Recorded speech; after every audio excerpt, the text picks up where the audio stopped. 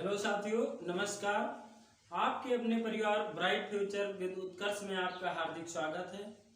मैं राम बाबू यादव आज से नया एक टॉपिक चालू करने जा रहा हूँ, नया सब्जेक्ट पढ़ाने जा रहा हूँ जो रहेगा जीव विज्ञान। जीव विज्ञान के अंतर्गत हम जीवों का अध्ययन करते हैं। जीव विज्ञान बायोलॉजी दो शब्दों से मिलकर बना होता है जो कि इस प्रकार है। बायोलॉजी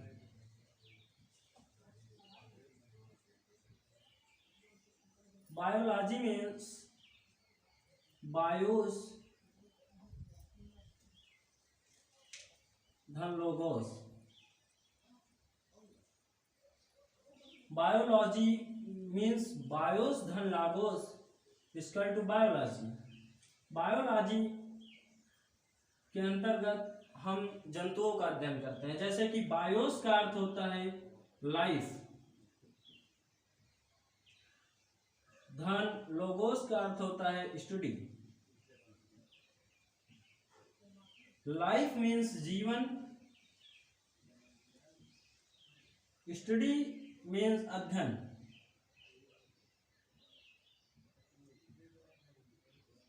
अर्थात जीवन का अध्ययन ही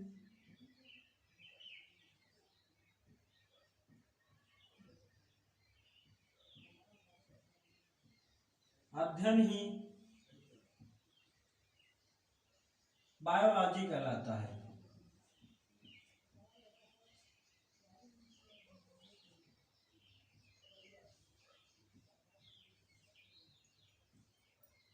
हाँ, तो मेरे साथियों, आपने देखा कि बायोलॉजी दो शब्दों से मिलकर बना होता है, बायोस धन लोगोस।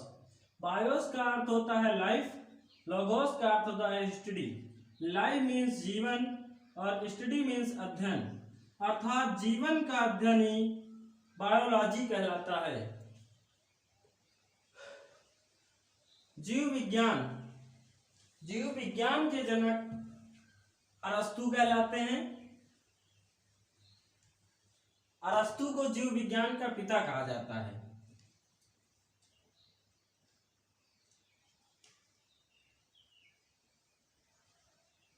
जीव विज्ञान के जनक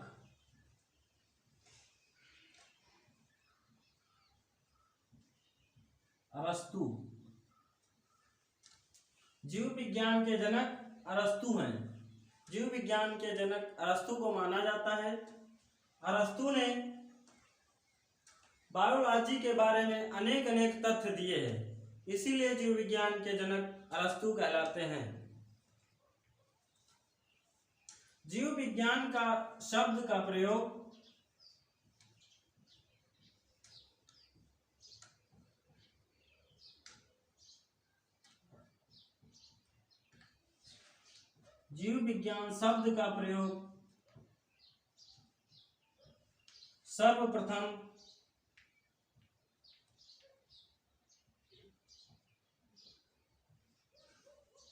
सर्वप्रथम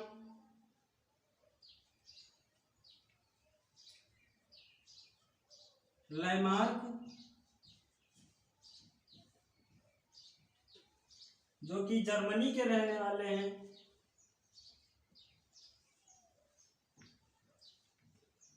और ट्राइग्रेनस,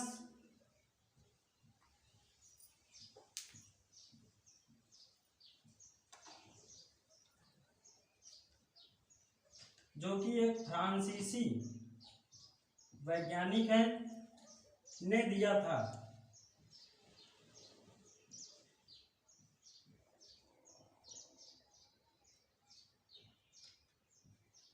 जीव विज्ञान का शब्द का प्रयोग सर्वप्रथम लैमार्क और ट्रेवेरेनस ने किया था। आइए इसके बाद हम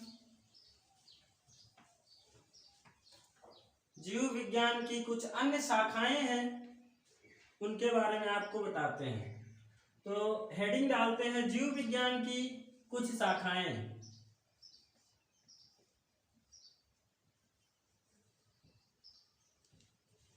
जीव विज्ञान की कुछ शाखाएं।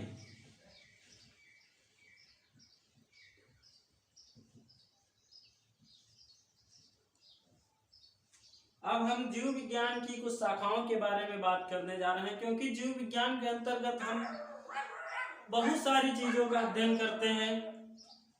हर एक चीजों का अध्ययन हम अलग अलग शाखाओं के माध्यम से करते हैं। जैसे कि एपीकल्चर के बारे में हम बात करेंगे। एपीकल्चर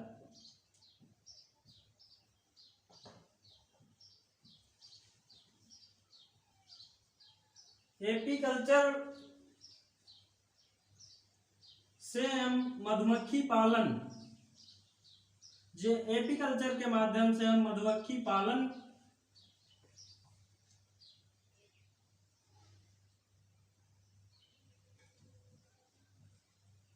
के बारे में पढ़ते हैं। एपीकल्चर मधुमक्खी पालन हो गया। इसी तरह सेरीकल्चर,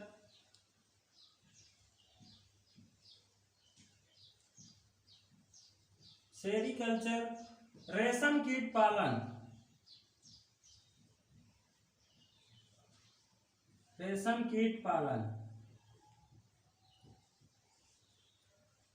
कीट पालन सेरीकल्चर कहलाता है। पिसीकल्चर,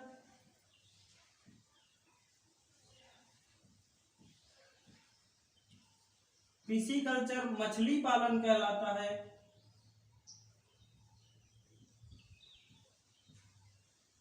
पिसीकल्चर मछली पालन कहलाता है। माइकोलॉजी के अंतर्गत हम कवकों का अध्ययन करते हैं।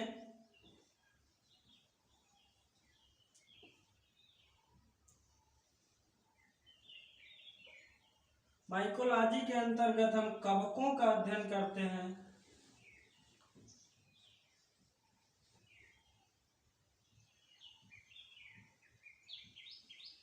तो आप लोग स्क्रीनशॉट ले सकते हैं इसका। एपीकल्चर के माध्यम से मधुमक्खी पालन, सेरीकल्चर रेशम कीट पालन कहलाता है। पिसीकल्चर मछली पालन कहलाता है। माइकोलॉजी के अंतर्गत हम कवकों का अध्ययन करते हैं। तो आप लोग स्क्रीनशॉट इसका ले सकते हैं।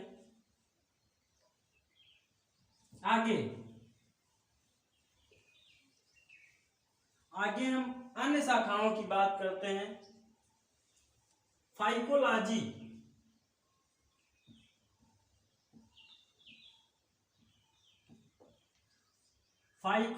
के अंतर्गत शैवालों का अध्ययन करते हैं।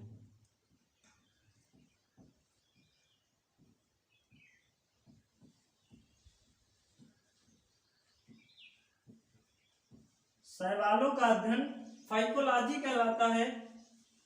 एंथोलॉजी पुष्पों का अध्ययन कहलाता है।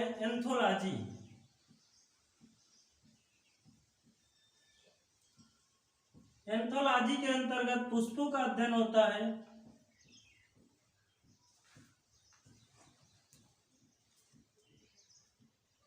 पुष्पों का अध्ययन एंथोलॉजी कहलाता है।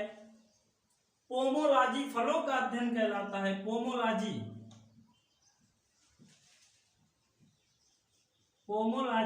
फलों का अध्ययन कहलाता है।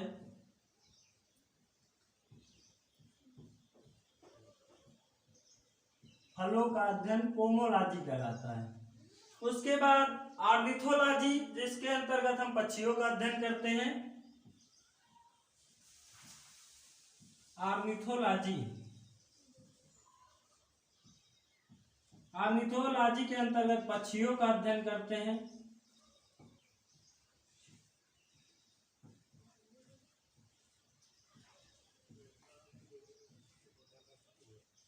उसके बाद हो गया डेंड्रोलॉजी। डेंड्रोलॉजी के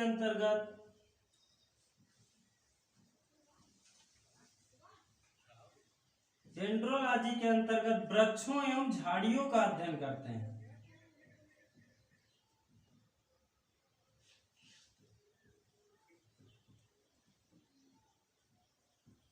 वृक्षों एवं झाड़ियों का अध्ययन डेंड्रोलॉजी कहलाता है। उसके बाद हो गया इक्थियोलॉजी। इक्थियोलॉजी के अंतर्गत मछलियों का अध्ययन करते हैं। मछलियों के सदस्यों के बारे में, कुल के बारे में, मछलियों का अध्ययन करते हैं इक्थियोलॉजी। इक्थियोलॉजी मछलियों का अध्ययन।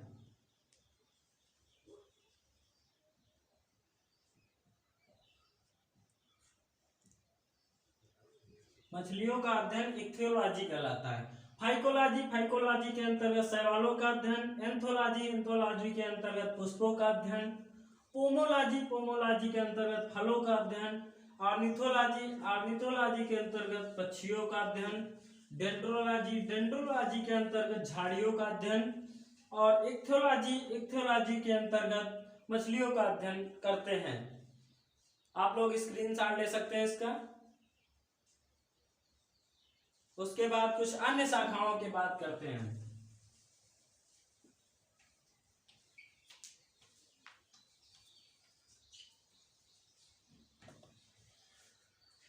इसके बाद हम अगली शाखा की बात करते हैं एंटोमोलॉजी।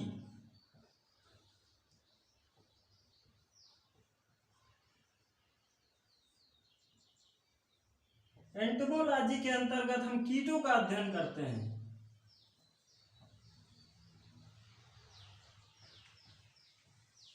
कीटों का अध्ययन एंटोमोलॉजी कहलाता है। कीटों की कितनी प्रजातियां हैं, किस प्रकार के कीट होते हैं तथा अन्य कीटों के बारे में जानकारी एंटोमोलॉजी देता है। एंटोमोलॉजी एक कीट विज्ञान की शाखा होती है एंटोमोलॉजी। उसके बाद हमारा आता है ओफियोलॉजी।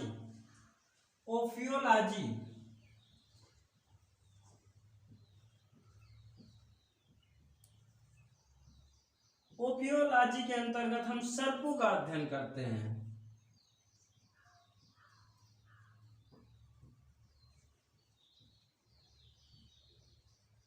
सर्पों का अध्ययन ओफियोलॉजी कहलाता है। सर्पों का रहन सहन, सर्पों की जातियां, सर्पों की प्रजातियां, सर्पों का रहन सहन क्या होता है, इसके बारे में हमें ओफियोलॉजी के अंतर्गत सर्पों का अध्ययन होता है। इसके बाद आ जाता है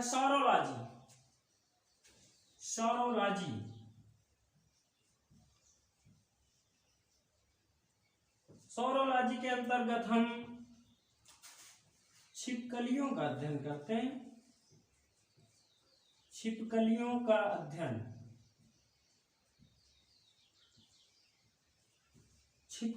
अध्ययन सौरोलॉजी कहलाता है। उसके बाद आ जाते हैं सिल्वीकल्चर। सिल्वीकल्चर के अंतर्गत हम काष्ठी पौधों के बारे में पढ़ते हैं। सिल्वीकल्चर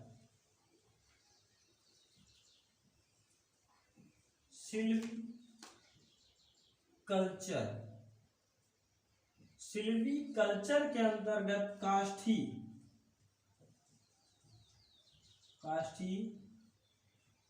पौधों का अध्ययन।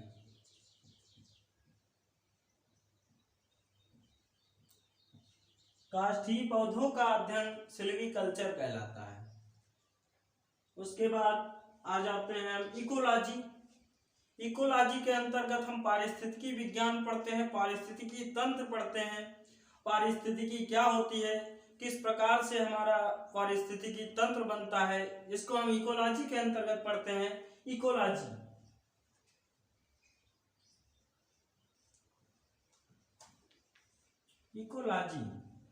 पारिस्थितिकी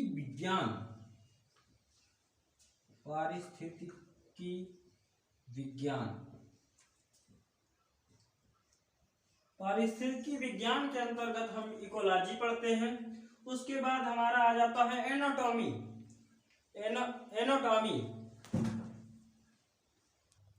हाँ तो साथियों, हम देखते हैं एंटोमोलॉजी के अंतर्गत कीटों का अध्ययन होता है। ओफियोलॉजी के अंतर्गत सर्पों का अध्ययन होता है। सौरोलॉजी के अंतर्गत छिपकलियों का अध्ययन होता है। और सिल्वीकल्चर के अंतर्गत काष्ठी पौधों का अध्ययन होता है। इकोलॉजी के अंतर्गत पारिस्थितिकी विज्ञान का अध्ययन होता है। इसके बाद आइए देखते हैं कुछ अन्य शाखाएं। अन्य शाखाओं का अध्ययन इसके बाद हम देखेंगे एम्ब्रियोलॉजी। एम्ब्रियोलॉजी,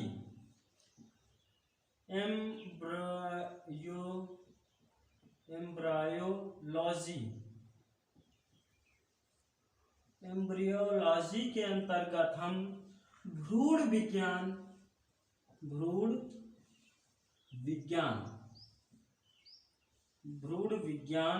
का अध्ययन करते हैं। भ्रूण विज्ञान, एम्ब्रियोलॉजी के अंतर्गत हम भ्रूण विज्ञान का अध्ययन करते हैं। भ्रूण कैसे होते हैं, किस तरह के होते हैं, अन्य अन्य जानवरों में किस तरह के भ्रूण बनते हैं, भ्रूण विज्ञान। उसके बाद हम अध्ययन करेंगे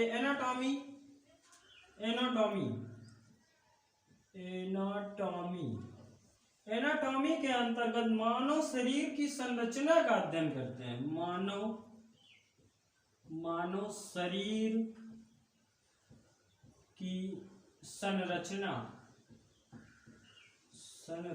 का अध्ययन करते हैं।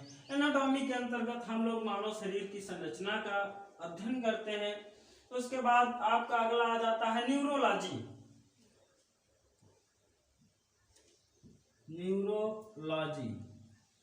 न्यूरोलॉजी के अंतर्गत तंत्रिका विज्ञान।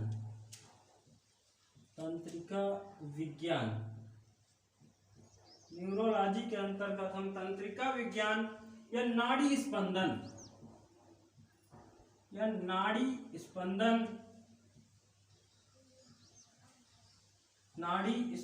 का अध्ययन करते हैं। नाड़ी स्पंदन, न्यूरोलॉजी के अंतर्गत हम तंत्रिका विज्ञान या नाड़ी स्पंदन का अध्ययन करते हैं। इसके बाद आपका आ जाता है पैथोलॉजी। पैथोलॉजी के अंतर्गत हम रोगों, अनेक प्रकार के रोग होते हैं, रोगों के बारे में अध्ययन करते हैं।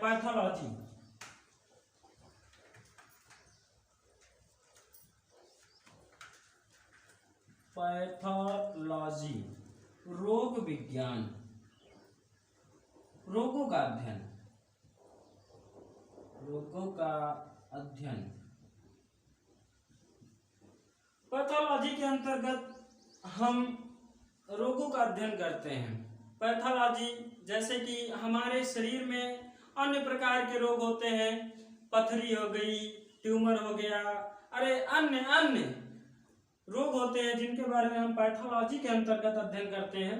तो एम्ब्रियोलॉजी भ्रूण विज्ञान, भ्रूण का अध्ययन। एनाटॉमी, मानव शरीर की संरचना, कैसे मानव शरीर बना है, क्या क्या सिस्टम है इसके। उसके बाद न्यूरोलॉजी, तंत्रिका विज्ञान, नाड़ी स्पंदन। पैथोलॉजी, रोगों का अध्ययन। उसके बाद आगे आइए देखते हैं, कुछ और शाखाएं हैं जीव विज्ञान की। इसके बाद हम आपको पढ़ाएंगे पैरासाइटोलॉजी।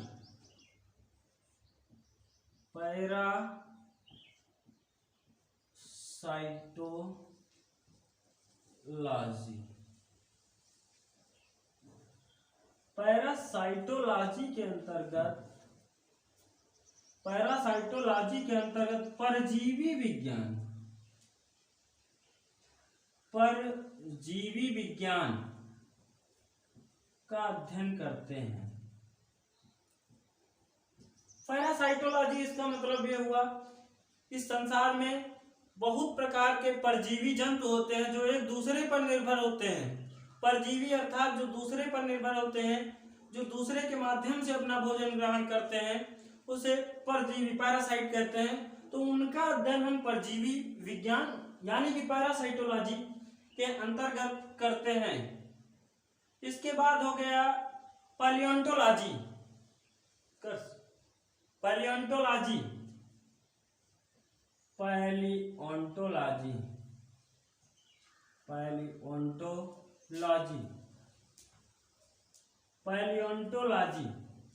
पैलियोंटोलॉजी के अंतर्गत जीवाश्मिकी,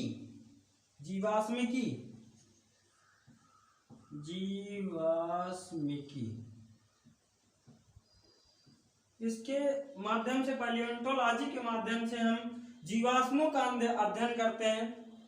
पैलियोंटोलॉजी के अंतर्गत हम जीवाश्मों का अध्ययन करते हैं। जीवाश्म जैसे बहुत सारे जीवाश्म होते हैं, सड़े गले पदार्थ होते हैं जो वर्षों पुराने जमीन की सतहों में दब गए हैं। उसे जीवाश्मिकी कहते हैं या पैलियोंटोलॉजी कहते हैं। इसके माध्यम से हम पैलियोंटोलॉजी जीवाश्मिकी का अध्ययन करते हैं। हाँ, तो आगे अन्य शाखाएं हैं जिनके बारे में हम बात करने जा रहे हैं। आगे पढ़ते हैं टेक्टोलॉजी। टेक्टोलॉजी टेक्टोलॉजी के अंतर्गत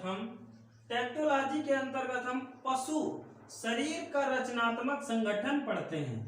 पशु शरीर का रचनात्मक संगठन पढ़ते हैं। टेक्टोलॉजी के अंतर्गत हम पशु शरीर का रचनात्मक संगठन, पशुओं का शरीर किस तरह से बना है, इसके अंतर्गत क्या क्या सिस्टम पाए जाते हैं, कैसे इनका पाचन होता है, कैसे उत्सर्जन होता है, अन्य क्रियाएं जो होती हैं, इसको हम टेक्टोलॉजी के अंतर्गत पढ़ते हैं। उसके बाद हम पढ़ेंगे डर्मेटोलॉजी।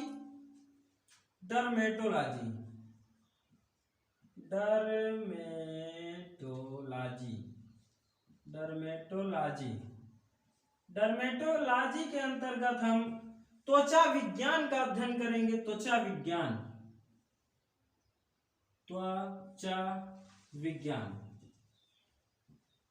डर्मेटोलॉजी त्वचा विज्ञान कहलाती है। त्वचा के बारे में, हमारी जो स्किन होती है, इसके बारे में हम डर्मेटोलॉजी के अंतर्गत पढ़ते हैं। इसके बाद आ जाता है हार्पेटोलॉजी। हार्पेटोलॉजी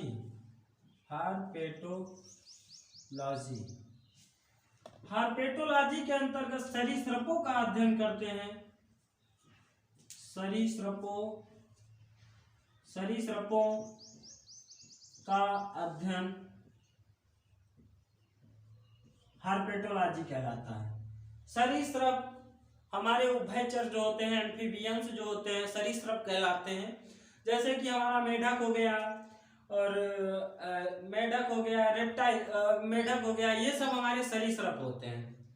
सरीसृपों का अध्ययन हार्पेटोलॉजी के अंतर्गत पढ़ते हैं। इसके बाद हीमेटोलॉजी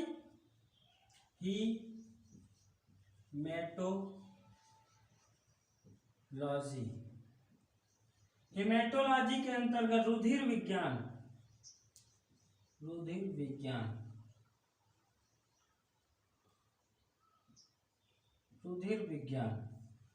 विज्ञान के अंतर्गत हम हीमेटोलॉजी के अंतर्गत हम रक्त के बारे में पढ़ेंगे। रक्त के प्रकार क्या होते हैं, रक्त कैसा होता है, कूल्ड ब्लडेड होता है, वार्म ब्लडेड होता है, इन सब के बारे में हम पढ़ेंगे। हीमेटोलॉजी के अंतर्गत रक्त कितने प्रकार के होते हैं, इन सब के बारे में हम पढ़ेंगे हीमेटोलॉजी। हाँ, तो ये हो गया टेक्टोलॉजी पशु शरीर का रचनात्मक संगठन, डर्मेटोलॉजी त्वचा विज्ञान, हार्पेटोलॉजी सरीसृप विज्ञान और हीमेटोलॉजी रुधिर विज्ञान। आइए अगली कुछ शाखाएं बची हुई हैं, उनके बारे में जानकारी करते हैं।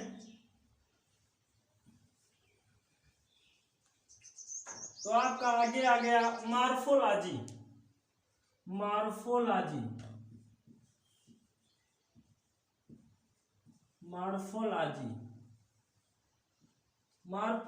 के अंतर्गत जीव एवं भौतिक जगत की आकारिकी के बारे में पढ़ेंगे। मॉर्फोलॉजी के अंतर्गत हम जीव एवं भौतिक जगत की आकारिकी के बारे में पढ़ते हैं। जीव एवं भौतिक जगत की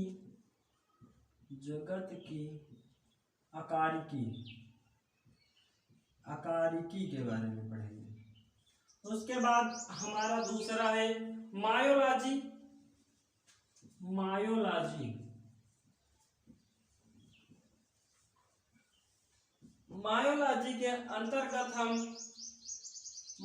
के अंतर्गत हम मांसपेशियों का अध्ययन करते हैं। मायोलॉजी के अंतर्गत हम मांसपेशियों का अध्ययन करते हैं।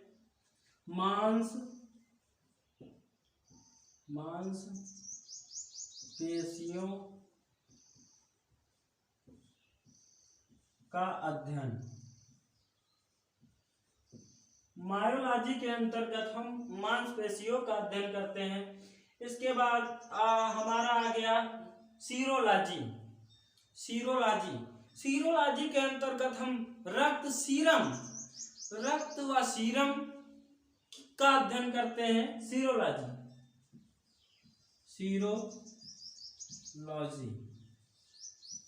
सीरोलॉजी के अंतर्गत हम रक्त, सीरम एवं सीरम आधान से संबंधित रक्त, सीरम एवं सीरम आधान से संबंधित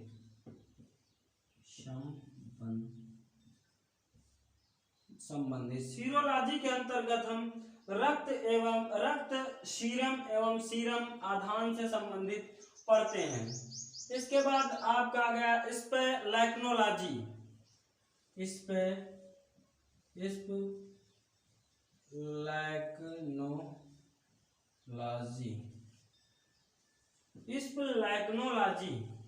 स्पेलेक्नोलॉजी के अंतर्गत हम शरीर के आंतरिक अंगों को पढ़ते हैं। शरीर के अंतर्गत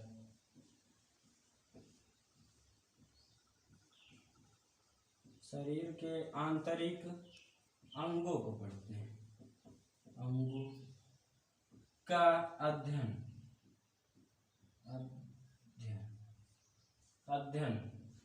स्पेलेक्नोलॉजी के अंतर्गत शरीर के आंतरिक अंगों का अध्ययन होता है।